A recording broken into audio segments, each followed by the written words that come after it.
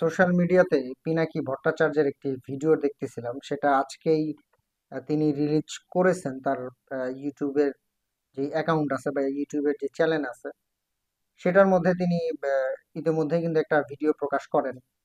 এবং সেই ভিডিওতে তার বক্তব্য পুরোপুরি ভাবেই আমি শুনি। এবং শোনার পরে সব থেকে যেটা গুরুত্বপূর্ণ বিষয় মনে হলো যে বাংলাদেশের সেনাবাহিনীও এই বর্তমান অবস্থায় বা এই জুলাই আগস্টের আন্দোলনের মধ্যে একটি প্রশ্নবিদ্ধ চিহ্ন কিন্তু রেখেই গেছে। আমরা ওয়াকারুজ্জামানকে যেরকম দেখতেছি, তিনি যে 5ই আগস্ট যে ঘটনাটি ঘটাইছেন, যে সেনা প্রধানমন্ত্রীর মানে দেশ ত্যাগের যে বিষয়টি এবং ক্ষমতা হস্তান্তরের ক্ষেত্রে বা প্রধানমন্ত্রীর পদত্যাগের ক্ষেত্রে যে ভূমিকাটি তিনি পালন করেছেন, সেটা এক প্রকার চাপের মুখে পড়েই কিন্তু তিনি করেছেন। সেটা আবার জাতিসংঘের একজন গুরুত্বপূর্ণ পদে বা মুখপাত্র ব্যক্তি তুর্ক, তিনি কিন্তু তার একটি ভিডিওতে কিন্তু বক্তব্যতে কিন্তু প্রকাশ করেন। তো পুরো ভিডিওতেই পিনাকি ভট্টাচার্যের যেটা দেখলাম যে আসলে প্রত্যেকটি ক্ষেত্রে বাংলাদেশের সেনাবাহিনী কিন্তু জড়িত। তো সেই ক্ষেত্রে আসলে আমাদের সেনাবাহিনীদের ক্ষেত্রে অনেক প্রশ্ন কিন্তু থেকেই যায়। আসলে সেনাবাহিনী সেখানে সাইনবোর্ড লাগানো হয়েছে, প্রকৃতপক্ষে আসলে আওয়ামী লীগের দূষরদের হচ্ছে এই সেনাবাহিনীতে ঢুকানো হয় এবং তাদের উচ্চ পদস্থ দেওয়া হয় এবং পদোন্নতির মাধ্যমে বিভিন্ন সেক্টরে কিন্তু তাদেরকে বসানো হয়। এবং তারাই সর্বশেষ কিন্তু বাংলাদেশে এই গত 15 বছর ধরে তাদের এই কুকর্মগুলো করিয়ে আসছেন।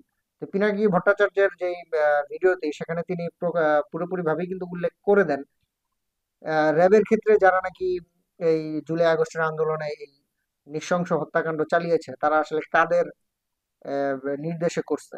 তারা হচ্ছে যারা উপদেষ্টা কর্মকর্তা ছিল এই র্যাবের মধ্যে, তারা কিন্তু সবাই সেনাবাহিনী থেকেই কিন্তু নিয়োগপ্রাপ্ত, মানে সেনাবাহিনী থেকেই আসছে।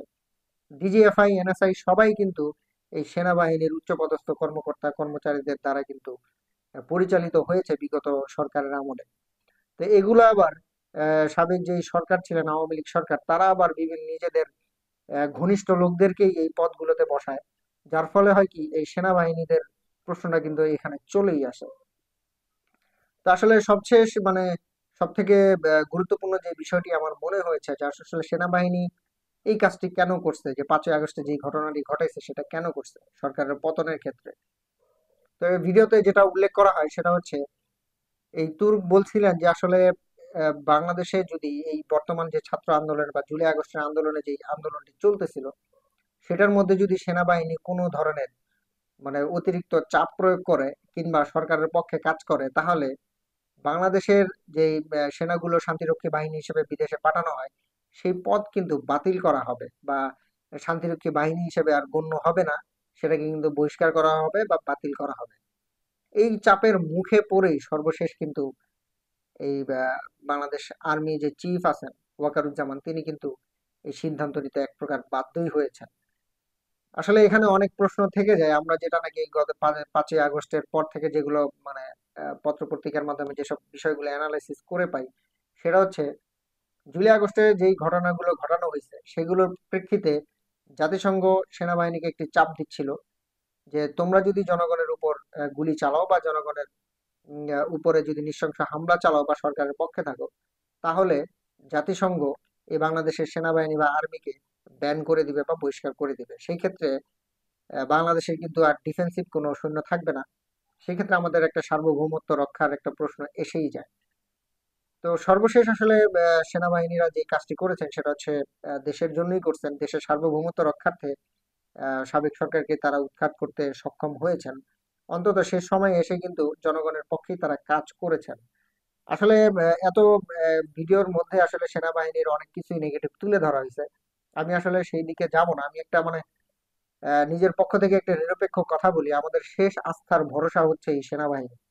বাংলাদেশের যেই যতগুলো শান্তিরক্ষী যতগুলো হচ্ছে আইন শৃঙ্খলা বাহিনী আছে, প্রত্যেকের মাঝে থেকেই কিন্তু বাংলাদেশের নাগরিকের যারা জনগণ আছেন, সবারই কিন্তু এই আস্থার জায়গাটা কিন্তু উঠে গেছে। আমরা হচ্ছে পুলিশেও মানি না, র্যাবরেও মানি না, বা অন্যান্য যে আইন শৃঙ্খলা বাহিনীগুলো আছে সেগুলোকেই মানে কাউকেই মানি না। সবশেষ আস্থার জায়গা হচ্ছে সেনাবাহিনী। আর সেনাবাহিনীর ক্ষেত্রে আমাদের বা সেনাবাহিনীর উপর থেকে আমাদের কখনোই আস্থা কিন্তু হারানো যাবে না। তো জুলাই আগস্টের আন্দোলনের ক্ষেত্রে পিনাকি ভট্টাচার্যের বা সোশ্যাল মিডিয়ার ক্ষেত্রে ব্যাপক কিন্তু ভূমিকা আছে, এটা আমরা স্বীকার চাই। তবে পিনাকি ভট্টাচার্যের কাছে আমার আকুল আবেদন থাকবে যে সেনাবাহিনীর বিপক্ষে আসলে যদি জনগণ যায় তাহলে দেশের অবস্থা কিন্তু পুরোপুরিভাবেই কিন্তু ভারসাম্যহীন হয়ে যাবে।